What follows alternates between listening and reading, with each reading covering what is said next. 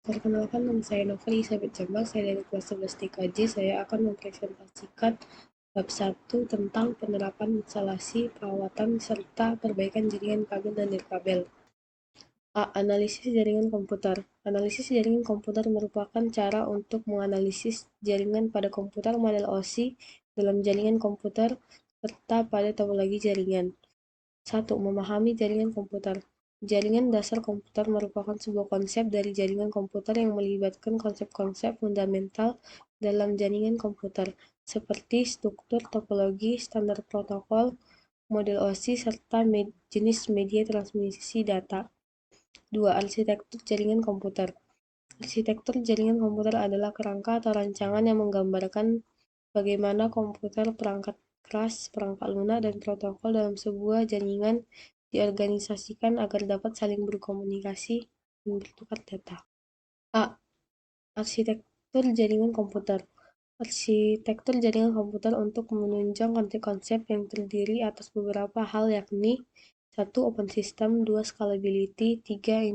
Interoperability, 4. Connectivity, 4. Ease of use, 6. Ease of implementation, 7. Ease of modification, serta 8. Reliability.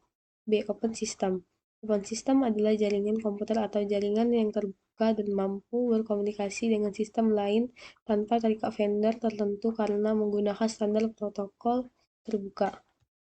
C. Scalability. Scalability adalah kemampuan atau sistem aplikasi jaringan atau proses untuk menyesuaikan diri terhadap peningkatan beban kerja tanpa mengurangi kinerjanya. Artinya, sistem dapat diperbesar kapasitasnya agar tetap berjalan efisien saat jumlah pengguna data atau trafik meningkat. D. Connectivity. Connectivity adalah kemampuan untuk menjalin hubungan atau keterhubungan antar perangkat, sistem, atau jaringan sehingga dapat berkomunikasi dan bertukar data. Interoperability adalah kemampuan dari dua atau lebih sistem perangkat atau aplikasi yang berbeda untuk saling bekerja sama, bertukar data, dan menggunakan informasi yang dipertukarkan secara efektif tanpa memerlukan usaha tambahan dari pengguna. 3. Koneksi jaringan komputer. Koneksi jaringan komputer adalah hubungan antar dua atau lebih komputer atau perangkat agar dapat saling berkomunikasi, bertukar data, berbagai sumber daya, seperti printer, file, atau internet. A. Koneksi jaringan. 1. Koneksi fisik. Koneksi fisik adalah hubungan nyata atau hardware antar perangkat jaringan yang menggunakan media transmisi seperti kabel atau sinyal nirkabel agar dapat dikirimkan. 1. Point to point atau P2P. Koneksi langsung antara dua perangkat saja tanpa ada perangkat lain di jalur tersebut. Karakteristik: hanya ada dua endpoint, jalur komunikasi dedikasi atau khusus untuk kedua perangkat. Lebih aman karena tidak berbagi dengan perangkat lain. Multi-point to point. Pengertian: satu saluran komunikasi yang digunakan lebih dari dua perangkat atau satu pusat yang terhubung ke banyak titik lainnya.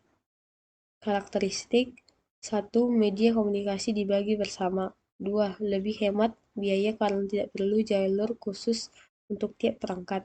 3. Perlu pengaturan agar data tidak bertabrakan atau collision.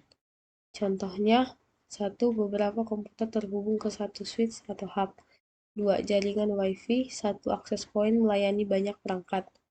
3. Jaringan bus atau topologi lama dengan satu kabel utama untuk banyak komputer.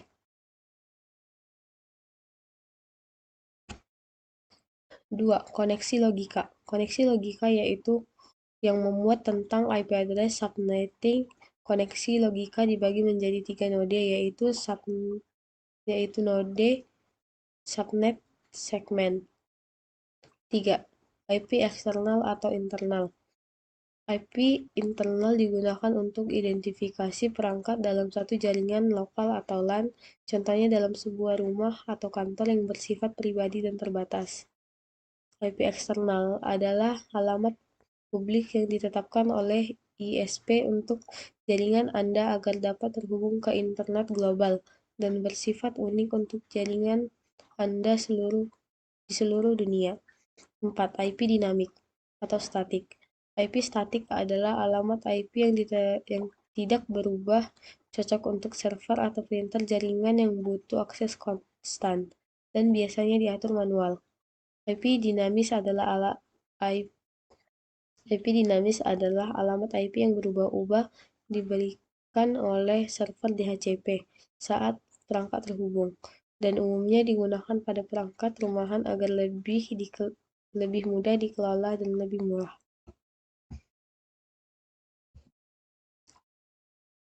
B. Jenis metode koneksi. 1. Koneksi dial-up. Koneksi dial-up adalah metode akses internet yang menghubungkan komputer ke jaringan telepon menggunakan modem dan saluran telepon standar, mirip seperti melakukan panggilan telepon biasa. Koneksi ini bekerja dengan cara komputer memanggil nomor penyedia atau layanan internet melalui modem, yang mengonversi sinyal data menjadi suara dikirim untuk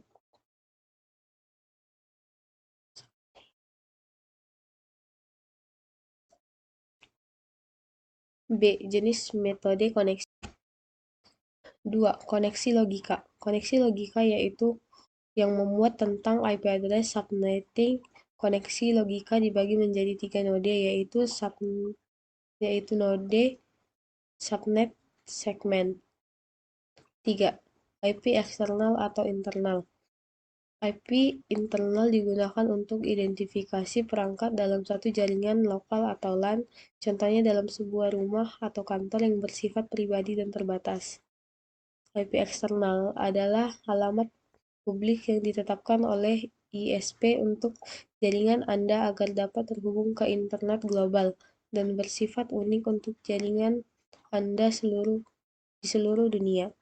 4. IP dinamik atau statik. IP statik adalah alamat IP yang tidak berubah, cocok untuk server atau printer jaringan yang butuh akses konstan dan biasanya diatur manual. IP dinamis adalah alamat IP yang berubah-ubah diberikan oleh server DHCP saat perangkat terhubung, dan umumnya digunakan pada perangkat rumahan agar lebih mudah dikelola dan lebih murah. B. Jenis metode koneksi. 1. Koneksi dial-up. Koneksi dial-up adalah metode akses internet yang menghubungkan komputer ke jaringan telepon menggunakan modem dan saluran telepon standar, mirip seperti melakukan panggilan telepon biasa. Koneksi ini bekerja dengan cara komputer memanggil nomor penyedia layanan internet atau ISP melalui modem, yang mengonversikan sinyal data menjadi suara untuk dikirim melalui jalur telepon. Meskipun sempat menjadi teknologi utama di masa lalu, koneksi dial-up kini sebagian besar sudah ditinggalkan karena kecepatan dan efisiensinya yang sangat lambat dibandingkan dengan teknologi modern seperti broadband. 2. ADSL atau kecepatan akses internet DSL. ADSL atau Asymmetric Digital Subscriber Line adalah teknologi akses internet broadband yang menggunakan telepon tembaga standar untuk mengirimkan data digital berkecepatan tinggi dengan kecepatan download atau mengunduh yang jauh lebih tinggi daripada kecepatan upload atau mengunggah. 3. Jaringan Licensed Line. Jaringan Licensed Line adalah jalur komunikasi data pribadi dan eksklusif yang disewa oleh perusahaan untuk menghubungkan dua lokasi atau titik ke titik secara permanen.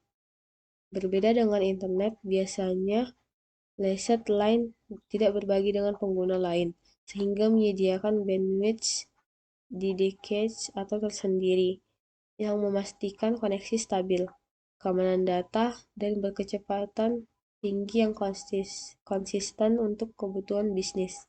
4. Satelit PSTA. satelit VSTA atau Very Small Aperture Terminal bukanlah sebuah satelit melainkan terminal stasiun bumi kecil yang berfungsi sebagai titik pemancar dan penerima data melalui satelit komunikasi yang sudah ada di orbit. Sistem ini digunakan untuk menyediakan konektivitas internet atau jaringan komputer atau jaringan komunikasi di lokasi-lokasi terpencil yang tidak terjangkau oleh infrastruktur darat, seperti daerah pertambangan, pesisir, atau daerah tertinggal lainnya. 5. Handphone. Handphone atau juga dikenal sebagai telepon genggam atau telepon seluler adalah komunikasi elektronik portable yang memungkinkan pengguna melakukan dan menerima panggilan suara tanpa menggunakan kabel serta dapat dibawa kemana saja. C. Troubleshooting jaringan kabel dan nirkabel. 1. Collision domain. Collision domain merupakan kumpulan dari beberapa perangkat LAN yang bertabrakan atau collide satu sama lain. 2. Bottleneck. Bottleneck adalah istilah dari titik kemacetan yang dapat dalam sistem. Kemacetan dalam sistem tersebut dapat terjadi di jaringan komputer atau jalur perakitan. 3. Trojan virus. Virus Trojan adalah jenis malware yang menyamar sebagai perangkat lunak yang sah untuk menipu pengguna agar menginstalnya lalu menyalahgunakan akses ke perangkat untuk mencuri data, menginstal malware lain, atau memberikan akses jarak jauh kepada peretas. A. Jenis-jenis virus Trojan. 1. Backdoor Trojan. 2. Rootkit. 3. Downloader Trojan. 4. Banking Trojan. 5. DDoS Trojan. 6. Fake antivirus Trojan. 7. Trojan Game Type. 8. Trojan Instant Messaging. 9. Trojan Ransom. 10. SMS Trojan. B. Cara kerja virus Trojan. Virus Trojan bekerja dengan menyamar sebagai perangkat lunak atau file yang sah untuk menipu pengguna agar mengunduh dan memasang di perangkat mereka. Setelah terpasang, Trojan aktif di latar belakang untuk mencuri data seperti informasi, perbankan atau kata sandi, membuka akses jarak jauh atau backdoor bagi penyerang, atau mengunduh malware tambahan tanpa disadari oleh pengguna. C. Dampak virus Trojan. Dampak virus Trojan antara lain adalah pencurian data sensitif seperti informasi pribadi dan finansial, pengendalian jarak jauh oleh peretas, gangguan kinerja sistem termasuk kinerja perangkat lambat, hang, atau crash, serta kerentanan yang lebih luas karena Trojan dapat membuka pintu belakang dan mengunduh malware lain seperti ransomware. D. Gejala virus Trojan. Ciri-ciri virus Trojan meliputi kinerja perangkat yang tiba-tiba melambat, munculnya aplikasi asing yang tidak dikenal, sering terjadi crash atau freeze, perubahan pengaturan sistem atau browser, munculnya jendela pop-up yang tidak diinginkan, pengalihan ke situs web yang mencurigakan, dan penonaktifan perangkat lunak keamanan seperti antivirus. Cara mengantisipasi virus Trojan. Untuk mengatasi virus Trojan, Anda perlu melakukan pemindaian penuh menggunakan antivirus, memutuskan koneksi internet, menghapus file dan program terinfeksi, masuk ke safe mode, dan mengganti kata sandi akun penting Anda. Setelah pembersihan, lalu lakukan backup data secara rutin, perbarui perangkat lunak Anda, dan menggunakan perangkat lunak keamanan tambahan seperti firewall untuk pencegahan di masa mendatang.